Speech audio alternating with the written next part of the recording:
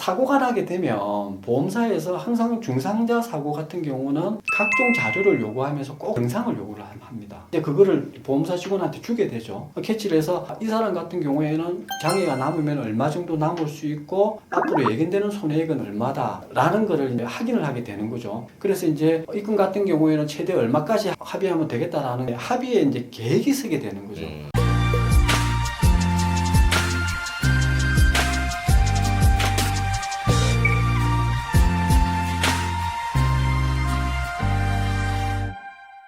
안녕하십니까 여러분, 변집사TV 한세영 변호사입니다. 자, 오늘도 정 팀장님과 함께하는 교통사고 보상사례 시간입니다. 자, 오늘 소개해 드릴 사건은 여러분 교통사고가 발생하면 가장 많이 다치는 부위에 대해서 어떻게 처리가 되는지에 대해서 설명을 드리도록 하겠습니다. 안녕하세요 팀장님. 안녕하십니까. 이제 오늘 사고 경위에 대해서 설명해 주시죠. 예, 오늘 사고는 작년 한 8월경에 난 사고인데 이제 이분이 오토바이 운전을 하십니다. 오토바이 운전자시고 차대 오토바이 사고가 됐던 거죠. 차량이 사거리에서 신호를 위반해서 가던 중에 오토바이를 충격하게 되고 이제 딱 충격 부위가 나오지 않습니까? 그러면 오토바이 운전자의 발 부분을 이제 차량과 충격하게 되는 거죠. 그래서 족관절이라고 해서 우리 발목 부분 있지 않습니까? 발목 부분에 이제 골절이 된 그런 사고였습니다. 가실은 이제 차량이 신호를 위반했기 때문에 차량 가실 100% 나왔었고 다행히 오토바이 운전자 헬멧을 쓰고 있었습니다. 그래서 이제 발목 부위 빼고는 다른 곳은 특별히 다친 데가 없으셨고요.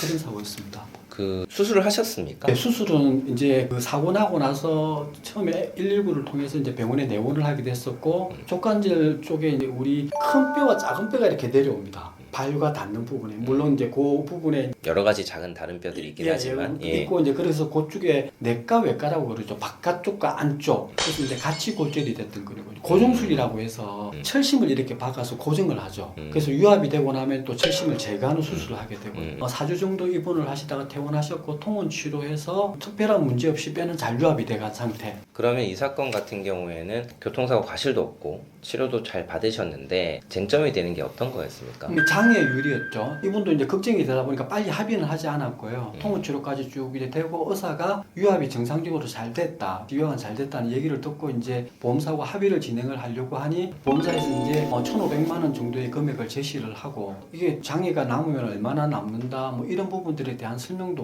없고 본인은 이제 발목 자체가 쓰기가 굉장히 부자연스럽고 해서 저희 이제 로펌을 방문을 해주셨고 족관절 골절 같은 경우에는 영구히 장애는 남지 않는다고 봅니다. 이게 특별히 유압이 잘 안 되거나 뭐 또 다른 문제들이 있으면 연구장애도 충분히 남습니다만은 통상적으로 요분골절 같이 유압이 잘 되고 특별한 문제가 없는 같은 경우에는 한시장애가 남는다고 볼 수 있습니다. 요즘 의사 선생님들이 수술을 워낙 잘 하시기 때문에 맞습니다. 수술하고 나면 영구히 가는 영구장애가 잘 남지 않고 장애 기간을 어느 정도 일부만 인정해주는 이제 한시장애로 처리하는 경우가 많다는 것이죠. 그래서 이제 플라이드 장애로 14%에서 한시 3년의 장애를 받았습니다. 한시 3년의 장애를 받고 또 이제 보험사에서 말하지 않은 부분들 중에 이제 성형이라는 부분이 있습니다. 그 발 쪽에 이제 충격을 받으면서도 많이 째진 부분도 있었고 절개에서 들어가서 수술을 하게 되지 않습니까? 흉터가 남게 되는 거죠. 그렇죠. 이제 뭐 남자니까 그 흉터가 뭐가 중요하겠어라고는 하지만 손해배상 차원에서는 성형 비용도 다 감안을 하게 돼 있었죠. 그래서 성형 비용이랑 아까 제가 좀 전에 말씀드린 14% 한시 영구장애를 받아서 합의금을 3천만 원 정도 받고 마무리가 됐던 분이었습니다. 이 사건 진행하시면서 뭐 특별히 드셨던 소감 같은 게 있으세요? 사고가 나게 되면 보험사에서 항상 중상자 사고 같은 경우는 각종 자료를 요구하면서 꼭 영상을 요구를 합니다. 이제 그거를 보험사 직원한테 주게 되죠. 이제 보험사 직원은 그 자료를 받아서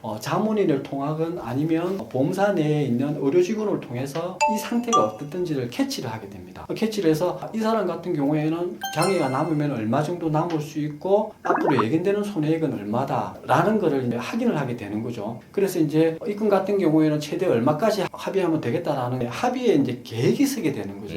근데 일반인들 같은 경우는 뭐 일생에 한 번 정도 가족과 다 합치면 2번 정도 이런 큰 사고들이 생기지 않겠습니까? 근데 이게 어떻게 해서 이렇게 산정이 되고 장애가 어떻게 해서 이렇게 나와지는지도 알 수도 없으니 그것도 그런 이야기를 한다고 해서 이해도 잘 안 되실 거고요.